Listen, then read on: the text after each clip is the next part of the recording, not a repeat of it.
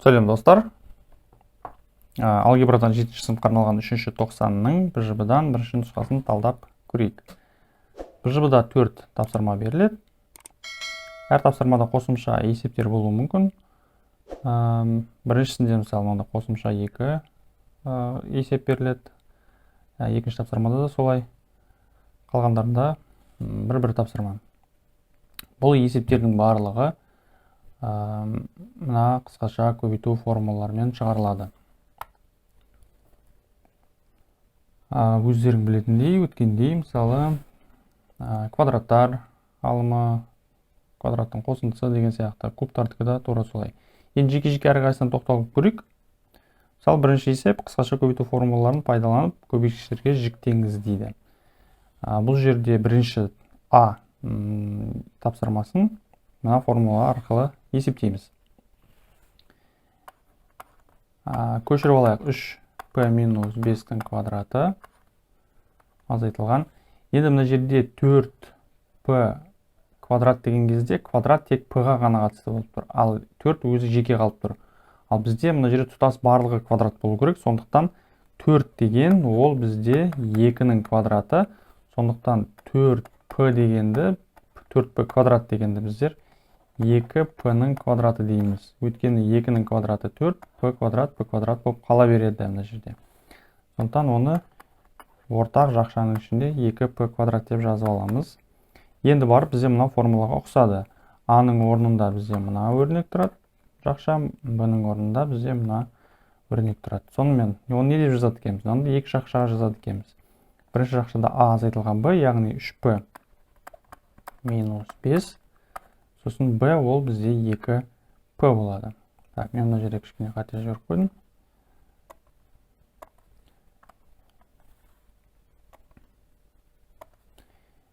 Минус 2p.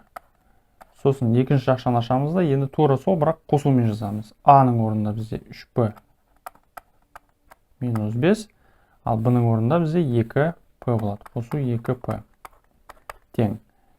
3p азайтылған 2p болады бізде жай p. Сосын мына минус 5-ті көшіреміз. Екінші жақшаны ашамыз. 3p қосылған 2p болады 5p. Сосын азайтылған 5. Болды, осында екі жақшаға жіктедік біздер. Екі көбейткіштерге. Міне ортасында көбейту. Мына бірінші көбейткіш, мына екінші көбейткіш. Міне көбейткіштерге жіктеңіз. Жіктедік. Енді екінші тапсырма. Кез келген p натурал саны үшін мына өрнек 5-ке еселік екенін дәлелдеңіз дейді. 5-ке еселік деген басқа сөз айтқанда ол бөлінеді. Мына өрнек 5-ке бөлінеді деген сөз. Яғни осылай жалғастырып келеміз. Соңында бізде мынандай өрнек пайда болды. Оны біздер былай жазсақ болады. p минус 5 және көбейтеміз. Екінші жақша 5p минус 5. Бұл жерде біздер осы жерден, осы екі көбейткіштен және бір 5 деген көбейткіш шығу керек. Соны көрсетуіміз керек. Мына жерде 5 көбейту 1 деп жазып қойсақ болады. Өйткені 5-ті 1-ге көбейтсек өзі 5. Сонымен екінші жақшада мына жерде 5 деген сандарды біздер жақшаның сыртынан шығарамыз. Бірінші жақшаны p минус 5-ке көшіреміз. Сосын мына 5-ті жақшаның сыртынан шығарсақ p минус 1 қалады. Болды. Мына көбейткіш 3 пайда болды. Мына жерде міне p минус 5, 5 және p минус 1. Осы көбейткіштердің арасында 5 деген сан пайда болды ма? Болды. Яғни осы өрнек 5-ке бөлінеді деген білдіреді. Ары қарай. Екінші есеп. Асында мына өрнек берілген. Y куб минус 12, Y квадрат қосылған 48 минус 64 өрнегін ықшамдаңыз дейді. Бұл жерде біздер мына формуланы қолданамыз. Асында Y куб минус, енді осы ұқсатып жазуымыз керек біздер бірден. 12 деген ол бізде жарайды, мына жерде қазір көшіріп алайық. 48 Y азайтылған 64. Міне А куб деген ол Y куб қала береді. Енді бізде мына жерде минус болғандықтан бізде минусымен таңдаймыз формуланы. Минус 3 еселенген. 3 еселенген деген сөз бізде 12 ол 3 көбейтілген 4. Сондықтан міне 3. А квадрат деген сөз ол y квадрат болады. міне а куб а квадрат, y куб y квадрат. Ал жаңағы 4-ті мына жерге жазамыз. Яғни бізде b-ның орнында 4 деген сан тұр.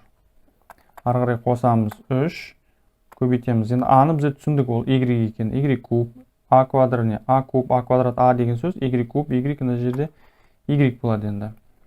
Енді 3 көбейтілген b, а бізде b-ны айттық 4-тің квадраты, яғни мына жерде b квадрат ол 4 квадрат болады. Сонда қараңдар, 4 квадрат ол 16, ал 16-ны 3-ке көбейтсек, ол 48 екен. Яғни міне бәрін дұрыс келе жатыр. 48 y қосылған, азайтылған соңында b куб. Яғни 64 ол бізде 4-тің кубы. Болды, бізде осы формулаға келтірдік. Сонда мына формуланы қысқаша жазатын болсақ, ықшамдайтын болсақ, ол мынандай жазылады екен. Яғни a азайтылған b. a-ның орнында бізде y тұр, b-ның орнында бізде 4 тұр.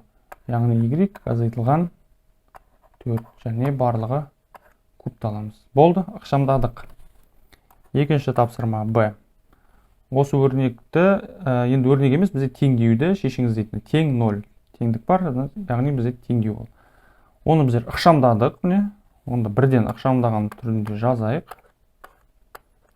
Куб тең 0 деп. Енді мына жерде жақшада дәреже тұрса, квадрат, куб, басқа дәрежелер тұра берсе, ол жақша бізде 0-ге теңестіріліп тұрса, онда біздер ол дәрежені алып тастай аламыз. Y минус 4 тең 0 қалады, ал бұл енді оп-оңай шығады. Y тең 4 болды. Екінші тапсырма осылай оп-оңай болады. Y тең 4 жауабы. Келесі, тиімді тәсілмен шешіңіз. Бұл жерде біздер мына формуланы қолданамыз тағы да. Бұл формуланы біздер өрнектің мына жағына қолданамыз. Мына жағына қолданамыз. Осыны алдымен қазір біздер ықшамдап алайық. 20,2-ның квадраты минус 8,8-ның квадраты тең. Мына формуламен жазатын болсақ, жақша ашылған 20,2 минус 8,8 жақша жабылған. Енді 20,2 қосылған 8,8 жақша жабамыз. Енді жер азайтсақ, бізде 11,4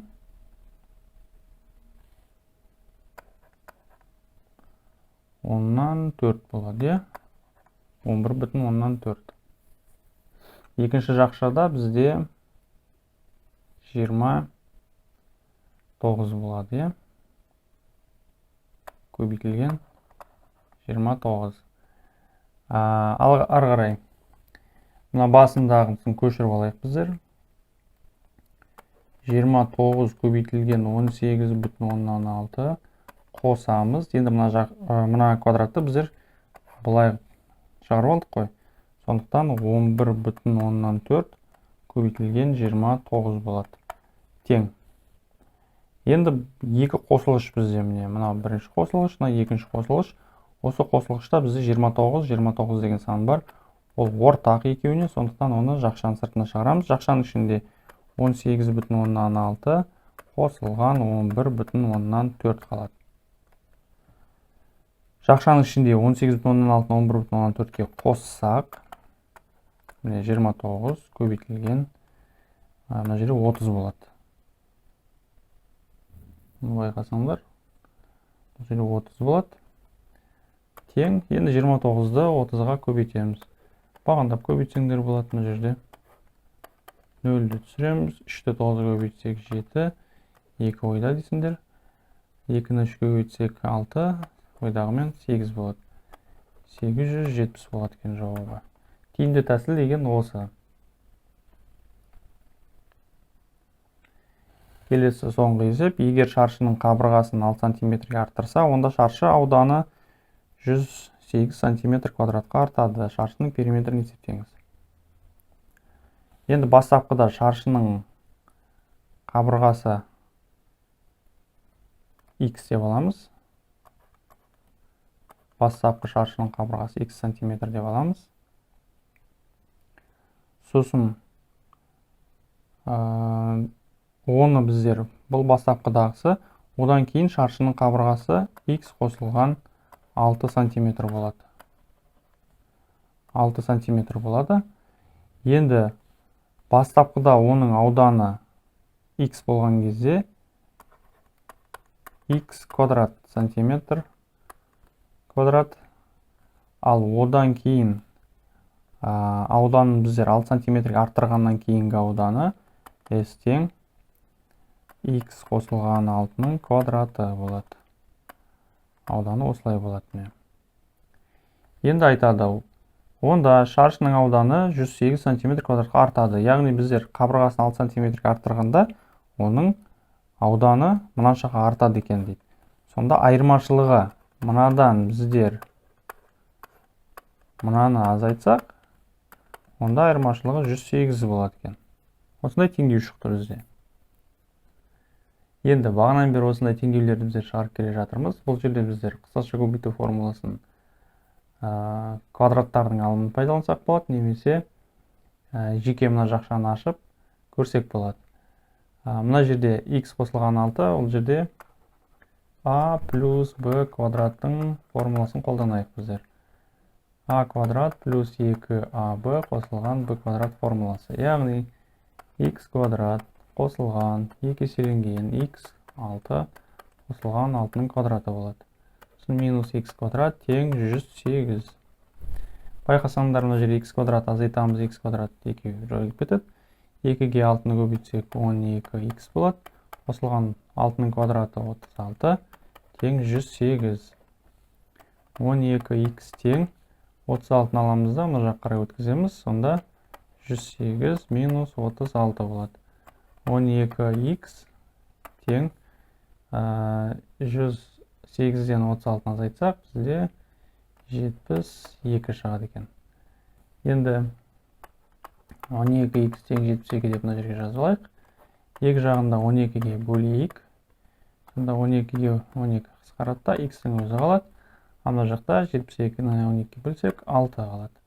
Сонда бастапқыда бізде бастапқы шаршының қабырғасы 6 сантиметр болған екен. Бастапқыдағы шаршының қабырғасы 6 сантиметр болған. Сосын бізде сол шаршының периметрін есептеңіз дейді. Ал периметр деген енді 4 қабырғасы бар ғой шаршының. Оны 4-ке көбейте саламыз. 4 көбейтілген 6 дейміз. Сонда оның периметрі 24 сантиметр болады. Жауабы